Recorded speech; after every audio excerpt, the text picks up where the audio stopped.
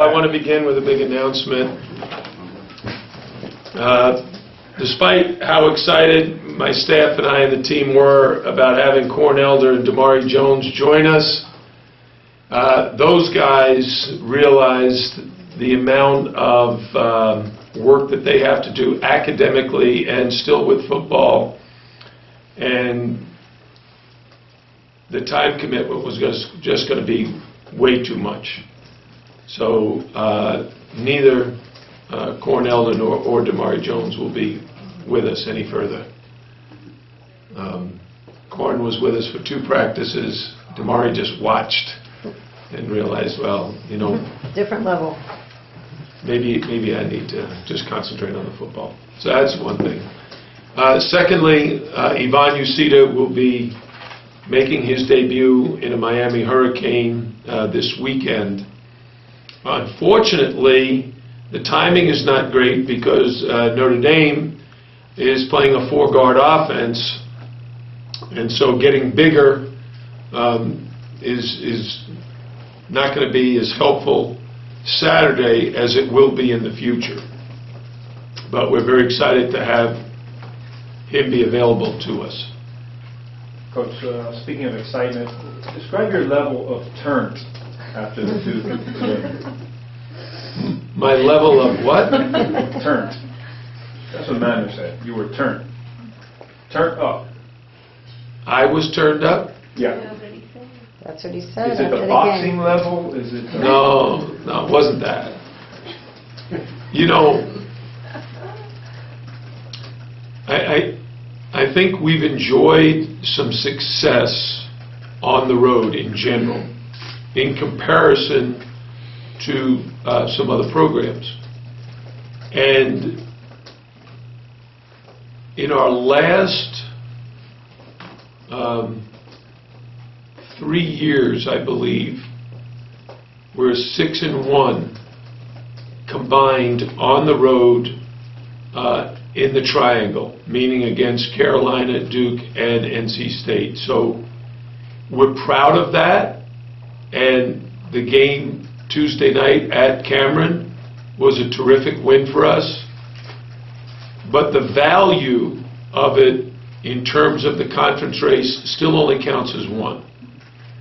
And we've got to really keep things in perspective, because the way we match up with certain teams and styles is better than the way we match up with some other teams and their style.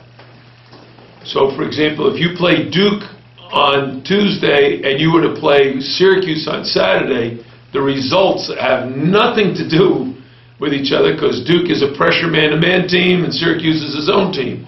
You might be good against one of those defenses and not against the other. And for each team it's different.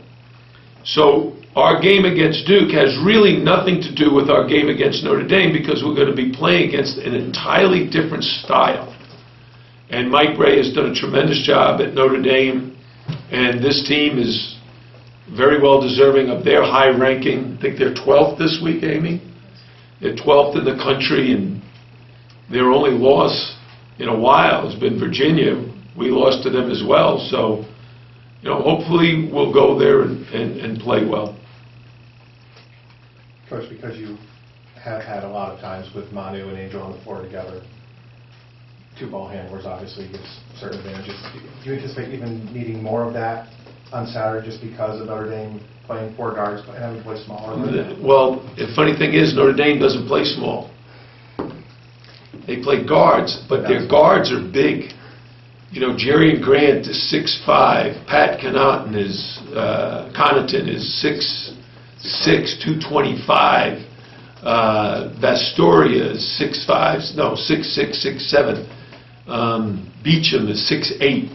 They all shoot threes. They're all long, athletic. And even Demetrius Jackson is like a 6'3" point guard, a McDonald's All-American. That's not the same as Duke. Duke, you have Tyus Jones, a freshman, 6'2", and Quinn Cook, 6'2". We can match up. We're a little shorter than them, but that's a good matchup for Angel and Manu. Whereas this weekend, probably going to have to use Davon Reed more and James Palmer more and Jaquan Newton more because their size matches up well with the size of Notre Dame's guards. Could you talk a little bit about Tanya's improvement in terms of how he stays out of foul trouble and the little things he's doing better on the court? Yeah, Tanya has improved each season. He went from averaging 2 points a game as a freshman to 4 points a game as a sophomore to now 8 points a game as a junior.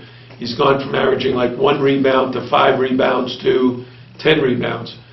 And quite honestly, we expected that growth. We would have liked it to have been sooner. I thought last year he actually had the ability to do what he's doing this year.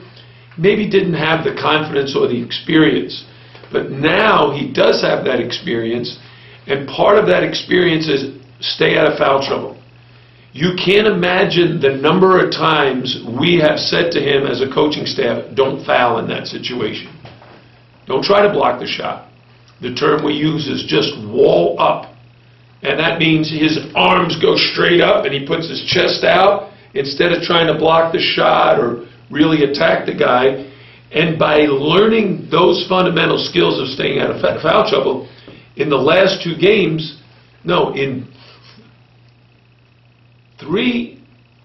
these last 3 ACC games, he's played a significant number of minutes beyond what he would normally play.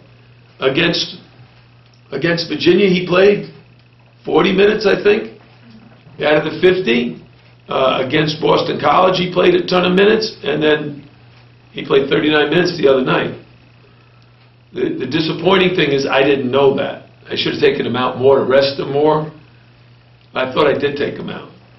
I probably took him out for 10 seconds, put him right back in, and thought that's enough rest for him. But the great part is he's in such good shape that his conditioning has improved so much. He's so much stronger than he was as a freshman. He can handle sustained minutes. And it hasn't hurt us, it hasn't hurt him defensively. In other words, a lot of times guys will save themselves for offense. He doesn't. He really devotes his energy to the defense and to the rebounding. And right now, I don't know, as of this morning, he might be the leading rebounder in the league. In conference games only.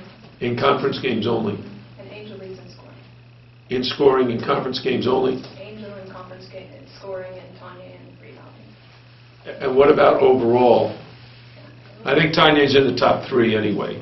So that's a significant improvement. You referenced your success in the triangle the last 3 years, but it's not just the triangle. It's whenever you guys leave this building, it seems like knock on something. What makes a good road team? I mean, your numbers stay very similar, home and away, and you don't see that from a lot of schools. Very few schools in the country have you seen that over that span. What do you tell these kids about how the game doesn't have to change when you're not here? It really specifically has to do with the players and their personality and approach to the road games. There are some kids that are very, very excited about playing in front of the home crowd, and the crowd gets them all juiced up, and they play great at home. Then they go on the road, and that crowd's against them, and somehow emotionally they have a hard time handling that. Whereas our guys like Angel Rodriguez and Manuel Leconte, they actually really look forward to going on the road and playing in those kind of confines. And Shane Larkin was the same way, Durant Scott was the same way. So it's really about the players and their attitude. I told someone, they asked me recently about, got off to a great start, then we weren't so good. Now it looks like we're playing well again. And I said, well, we were very excited to start the season, and we were very much challenged and were the underdog in those early season games, especially Florida. And we had so many new guys, 9 new guys that hadn't worn a Miami uniform before. They were all really anxious to prove themselves. What happens is when we got to be 8-0 and we were ranked in the top 15 teams in the country, all of a sudden we thought we made it. We were going into final exams and we became very focused on schoolwork, which is very good, and couldn't flipped the switch when it came to practice. Practices were not very good at that time. And it showed in our performance. Our focus to detail was not very good for about 3 weeks. We came back from Christmas and we've been very focused. Practices have been terrific. I told you that right after the Charleston game. We had 4 terrific practice leading to Charleston. We had 2 good, well, a practice and a half good leading up to Virginia. Now we've had good practices leading up to Boston College and Duke. Now we'll see how we are today because we've enjoyed a little bit of success. What will happen? Will we be able to put Duke behind us and concentrate on Notre Dame? We should, because they're 12th in the country. They happen to be number 1 in the country in offensive efficiency. So we're playing against the best offensive team in America right now. It means our defense is really going to be challenged. Everyone's calling this, a signature win, a big win for the program. Can you put it in perspective? I mean, what did this win against Duke mean on the road? It meant we had more people at the press conference. I did more radio interviews. But what it also means, it's very symbolic in recruiting. Our recruits were all tuned in. They all watched the games. They were all texting me afterwards, great win, love the way you played, can't believe you scored 90 in Cameron, awesome that you broke their 41 home game winning streak. So there's a ripple effect to beating a team as good as Duke. And you don't know the extent of that ripple until the next game, the recruiting. There's just so many things that can happen. And the things you can control, you need to control, which is your attitude, what's going to be your attitude towards the next opponent, your preparedness, how well do you do your homework, and are you ready to play, and do you understand that this opponent is very different from the last opponent? And can you get the message out to your recruits again, hey, we're on national TV again on Saturday, tune in and see if you can keep that domino effect going. Coach, can you talk about sort of gelling the 9 new guys and how you've done that? Anything specific that you did, to bring them all together and synthesize everybody? Well, the idea was when we realized a year ago in September of 2013, that we were going to have so many new faces, we decided we were going to take the team on a foreign trip. And we started raising the money and ended up taking them to Spain in August. That trip really solidified the direction we were going to go in once the season began, because we not only had the 3 returning players, Manu, Devon, and Tanya, we had the guys who sat out, Sheldon, Angel, and DeAndre, so that was 6 and a big portion of our core for the team. We had our 4 freshmen come in for summer school. We had a transfer in Kamari Murphy. And then the last guy that we signed was Joe Thomas, a 5th-year transfer from Niagara. And by July 1, we had 12 guys. And that was going to be our team, and we were going to prepare for that. And then unfortunately we found out Ivan Ucita would not be available for the first half of the season. But once we knew that, we still were able to plan for the start of the year and then hopefully transition him into playing time smoothly this next week or 2. How about beyond that trip? Anything else that you try to do in practice or well, when you're doing yeah, we ordered butterflies. You guys know that story? No. No, you don't know that story? Didn't tell that story earlier this year? You've ordered them for one of your other teams, right, at George Mason? Yeah. But I don't think you had told us about ordering them Oh, we did. I'm a great believer in signs, symbols, like the U. It's a brand. You see it, everybody knows, oh, that's the University of Miami. Well, for a basketball team, there are different signs of how your team is going to come together. The trip to Spain, the best sign was the meals, how they interacted with each other. It was the hotel where the freshmen roomed with the seniors. So they got to spend time with guys that normally you don't get to spend any time with them, because once school begins, everybody's got their own class schedule. The only time you see each other is in practice. So you don't develop a social relationship or an understanding of that person. Being able to room together for 10 days, you get to know people very well. So that was a very good part. Once the school year began, I submitted a request to order 30 butterflies. Now, the significance of the butterflies goes back to a story that I was told by my brother. I told my brother I was reading Phil Jackson's book. Can't think of the name of it right now. The new one? No, first one. Sacred Hoops. It takes me a while at my age to remember things, but I eventually remember. So Sacred Hoops, he talked about his relationship with the American Native Indian nation and how he learned a lot of things. And my brother then told me a story. Did you know that the Indians, American Indian, believed that butterflies brought you good luck, and that butterflies have a certain destination, a journey that they're on, and they stick together and they fly together to this destination. As soon as they are, what's the term, hatched or whatever. What is it? Metamorphosize. When they metamorphosize, the metamorphosis is they become butterflies and then fly to this destination. He says, well, how do you know this? He said, well, haven't you ever noticed that when people get married, instead of throwing rice, they'll often release butterflies? Did you know that? And it's to wish that couple good luck on their journey together. I said, oh, that's cool. I'm going to do that for my team. So back in 2004, we did it with our George Mason team. And so we repeated it this year in October sometime. And we released the butterflies in hopes that they would bring us good luck. And the thing about that is, you might think it's silly, foolish, a waste of time, a waste of money. But when our players at George Mason were being interviewed for the Final Four run, they talked about that.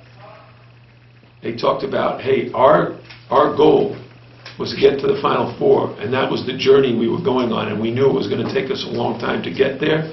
But like the butterflies, we were going to stick together and fly together in this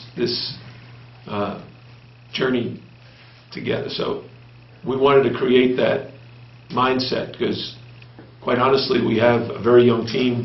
We only have one senior. So we have these really 2 full years together with this group. Why did you wait 10 years between? I mean, you had such good luck with the butterflies the first time, and now you wait 10 years to do it again? Well, really the answer to that is my vision of where I think we are and what we could accomplish. So the first time we did it, in the back of my mind was, this team has a chance to be great. Maybe not this year, because we have really good freshmen, really good juniors, but they're going to all be together for 2 full seasons. And eventually, they could really accomplish that. You don't want to set your goals so high that they're very disappointed when they can't reach them. So I think this group has a chance to do something very special. Whether it's this year or next year, they're getting better. And we need to. We're not as good defensively as we need to be. And not until we become one of the best defensive teams in the country, not just in the ACC, but the country. And the reason I know that is just look at the top defensive teams in the country.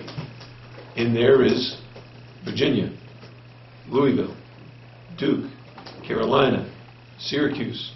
How are you going to beat them if you can't defend them? Where did you release the butterflies? Like right here outside the gym, or where was it? At the top of the steps of the Bank United Center.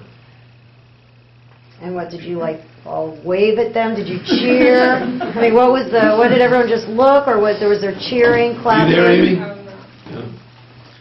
Yeah. I told the significance of the butterflies and the story that I just shared with you with the players. They were in a box or like a tin? They were each in an envelope. An envelope. Each guy had one? It's kind of like when you check into a hotel, and your hotel key is in an envelope that they give you with your room number on it. It's about this size.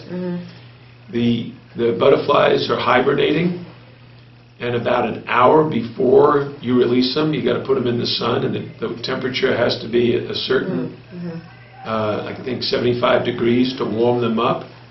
And I think that day it was around 80, so an hour beforehand, and then the envelope starts to shake a little bit. They start trying to get loose, and then the players let them out, and they're just all very, very pretty. Each guy had a butterfly.